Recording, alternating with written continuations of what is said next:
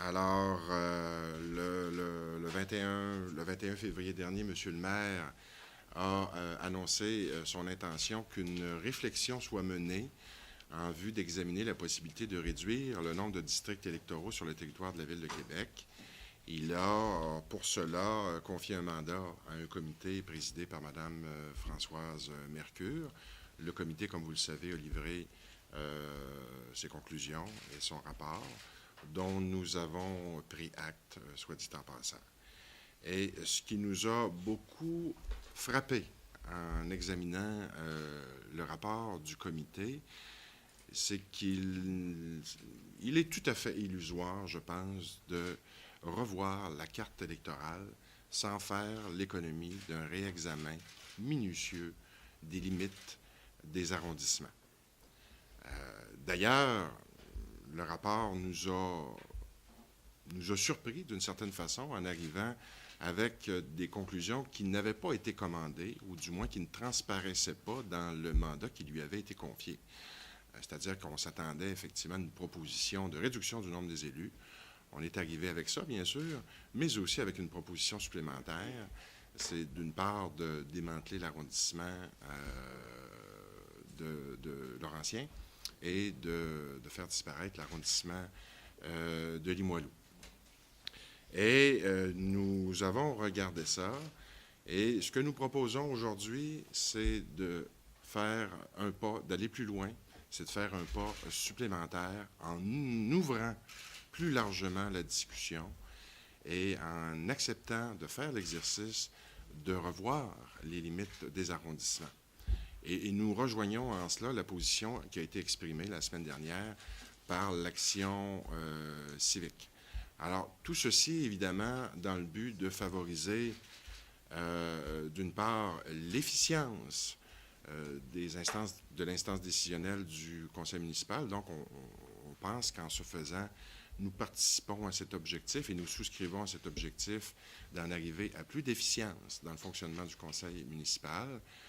On rejoint un autre objectif également qui est celui d'assurer une plus grande équité dans la répartition des ressources, parce qu'actuellement, on arrive avec un modèle qui prévoit des arrondissements de taille fort diverses.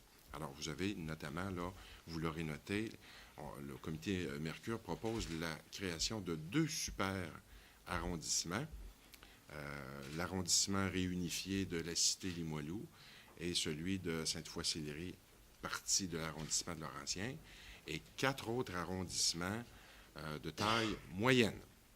Alors, nous proposons donc de revoir la question de façon beaucoup plus structurée, organisée et sérieuse.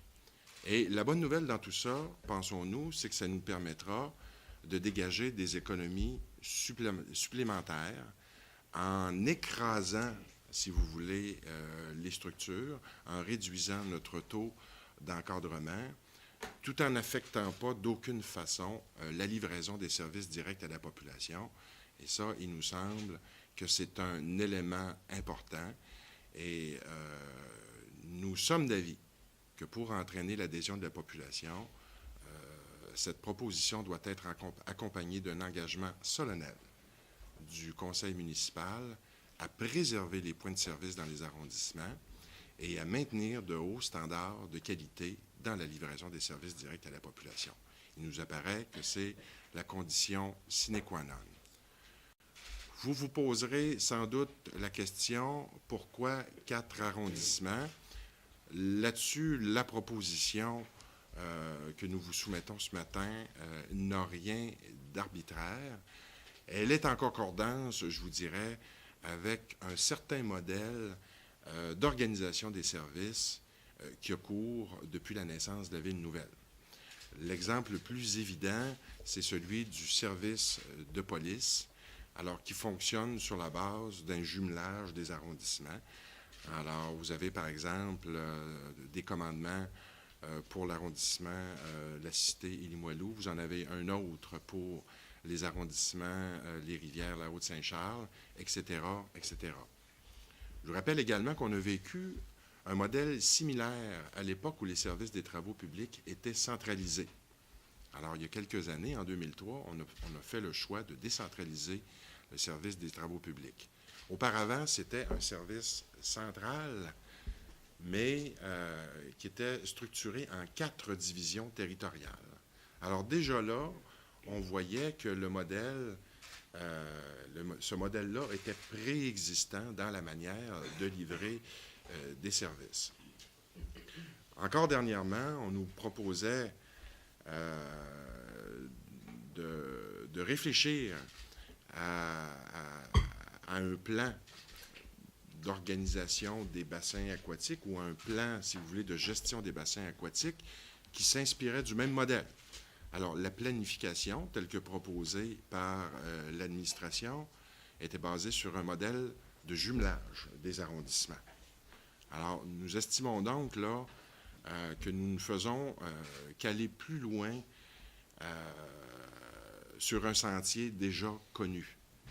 Alors, effectivement, ce n'est pas étranger, ce mode de fonctionnement-là, avec une division territoriale à 4, avec notre façon de livrer les services sur le territoire de la Ville de Québec.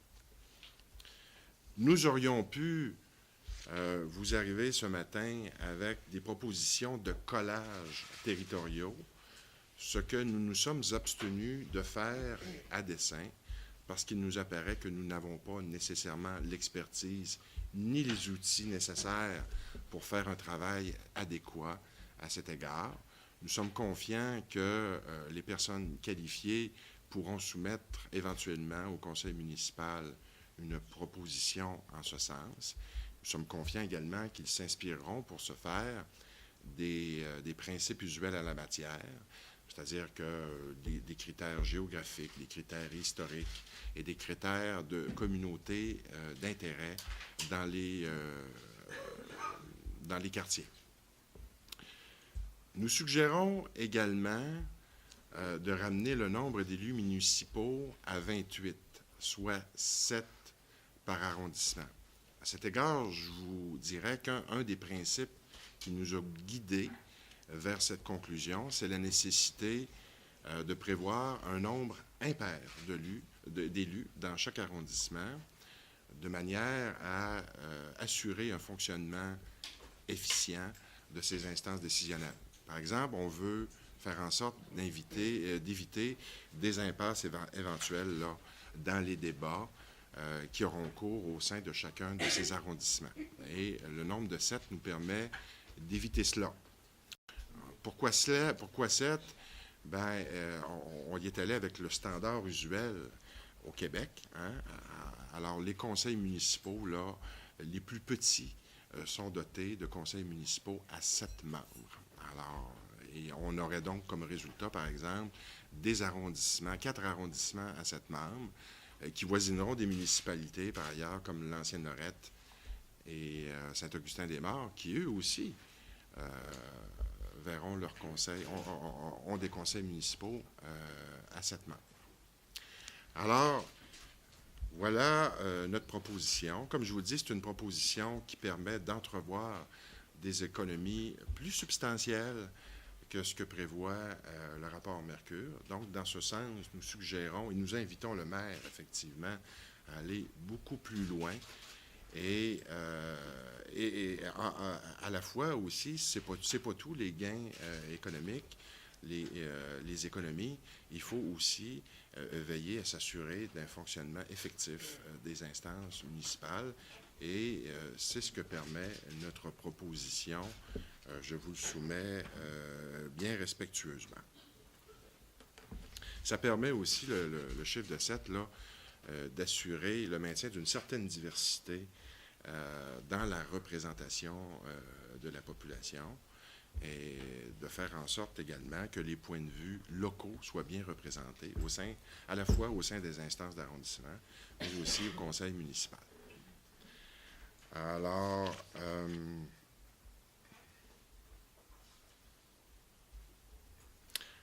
nous invitons le maire, donc, à prendre connaissance de cette proposition qui nous apparaît tout à fait raisonnable et qui répond aussi, je dois le mentionner, au désir de la population.